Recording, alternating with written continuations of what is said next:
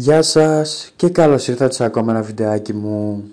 Στο σημερινό βίντεο θα μιλήσουμε για το θέμα με τίτλο «Από πού πρέπει να προτιμήσουμε να αγοράσουμε έναν παπαγάλο, από pet shop ή από έναν ιδιώτη εκτροφέα?» Καταρχήν, τι σκεφτόμαστε όταν λέμε ότι θα πάω να αγοράσω ένα κατοικίδιο παπαγάλο? Σκεφτόμαστε ότι θα είναι ένα όμορφο πτηνό κλεισμένο μια ζωή σε ένα κλουβί και απλά θα το κοιτάμε από απόσταση, θα το θαυμάζουμε, θα λέμε «Α, τι όμορφα πούπουλα που έχει, τι ωραία κραυγή βγάζει και αυτό είναι όλο?»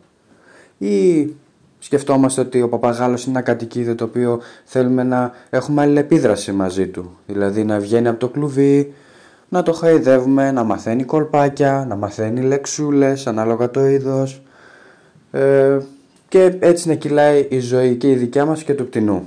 Πιστεύω ότι όλοι σκεφτόμαστε το δεύτερο.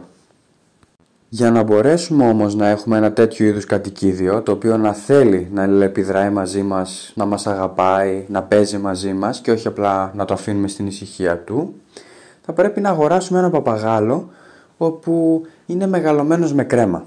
Δηλαδή έχει απομακρυνθεί από τους γονείς του σε πολύ νεαρή ηλικία, συνήθως 8 με 18 ημερών το παίρνουν από τους γονείς τους και το ταΐζουν με κρέμα οι άνθρωποι, οι εκτροφείς, και στη συνέχεια, αφού έχουν φτάσει 2 με 3 μηνών, σας το πουλάνε ως ήμερο εξημερωμένο παπαγαλάκι.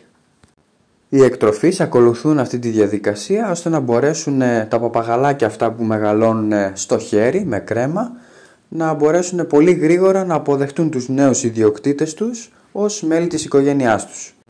Έτσι και εμείς με τη σειρά μας γλιτώνουμε πάρα πολύ χρόνο και ενέργεια, όπου μπορούμε να τον διοχετεύσουμε στην εκπαίδευση του παπαγάλου μας ώστε να έχουμε μια καλύτερη διαβίωση μαζί του.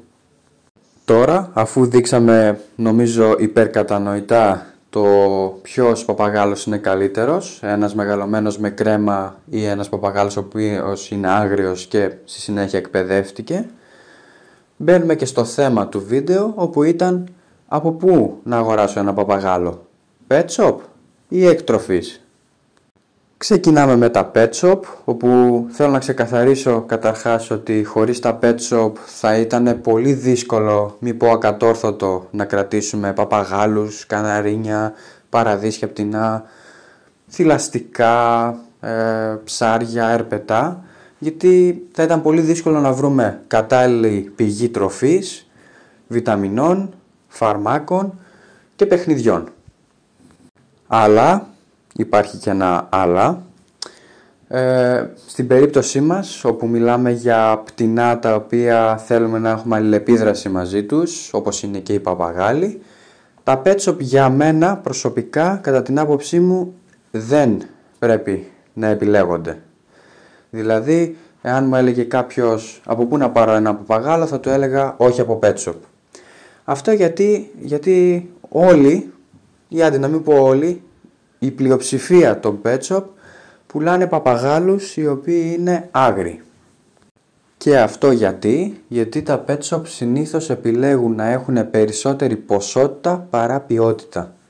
Με λίγα λόγια, ένα pet shop σκέφτεται ότι καλύτερα να φέρω 50 παπαγάλους οι οποίοι είναι άγριοι και άρρωστοι, οι οποίοι εντάξει θα στρώσουν λίγο με τον καιρό και μετά θα τους πουλήσω, παρά να πούνε θα πουλήσω 20 παπαγάλους οι οποίοι θα είναι ήμεροι και υγιέστατοι στα κλουβάκια τους, έτσι όπως πρέπει να είναι.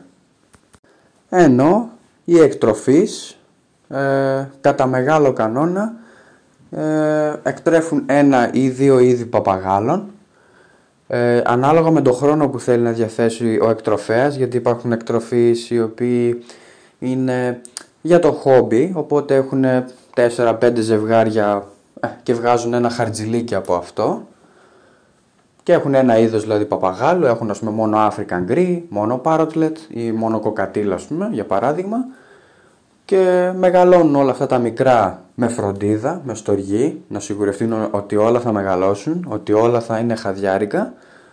Τα πουλάνε λίγο πιο ακριβά από τα άγρια, λογικό είναι αυτό, γιατί ο ένας εκτροφέας το μόνο που έκανε ήταν να δει ότι οι γονείς τρώνε σωστά, έχουν καθαριότητα στο κλουβί τους και ότι μεγαλώνουν τα μικρά τους σωστά, δεν τους νοιάζει αν τα μωρά θα είναι ήμερα ή άγρια.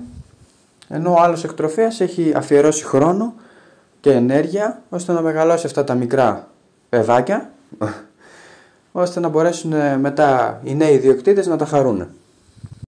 Και υπάρχουν και οι επαγγελματίες εκτροφής, οι οποίοι το μόνο που έχουν να κάνουν είναι να προσέχουν τα ζευγάρια τους. Μπορεί να έχουν και 1 και 2 και 3 και 4 είδη παπαγάλων, με αρκετά ζευγάρια για το κάθε είδος και χρωματισμούς, και η μόνη δουλειά τους είναι αυτή, να μεγαλώνουν μικρά παπαγαλάκια με κρέμα, ώστε να τα πουλάνε μετά ως σήμερα και εξημερωμένα. Εννοείται πάντα είμαστε προσεκτικοί, δεν παίρνουμε γουρούνι στο σακί όπως λέμε. Πάντα πρωτού κλείσουμε συμφωνία με έναν εκτροφέα, του ζητάμε να μας στείλει κάποια βίντεο, κάποιες φωτογραφίες, καλύτερα βίντεο για μένα, όπου να δείχνει από όλες τις μεριές το πτηνό, να δείχνει ότι το ψιλοχαϊδεύει, το επεξεργάζεται δηλαδή το πτηνό, και το πτηνό δεν στρεσάρεται, δεν προσπαθεί να φύγει μακριά του. Να ελέγξουμε για κομμένα φτερά, για κομμένη ουρά, για κάτι μη υγιής πάνω στο πτηνό, γιατί μπορεί να είναι κάποιος απατεώνας και να πάνε να σου πουλήσουν ήμερο παπαγάλο και ο συγκεκριμένος παπαγάλος να μην είναι τίποτα παραπάνω από έναν άγριο παπαγάλο, όπου το έκοψε τα φτερά και μπόρεσε και αναγκάστηκε το πτηνό να καθίσει πάνω στο χέρι του και να φαίνεται σαν ήμερο. Οπότε πάντα να έχετε στο μυαλό σας και αυτό, δεν παίρνουμε όπως να είναι τον παπαγάλο, είναι εκτροφέας, εντάξει, είμαστε σίγουροι. Όχι, πάντα προσέχουμε, πάντα ζητάμε ένα βίντεο, χωρίς βίντεο ή χωρίς να σας πει είμαστε κοντά, ελάτε σπίτι μου να το ελέγξετε και μόνοι σας να το δείτε.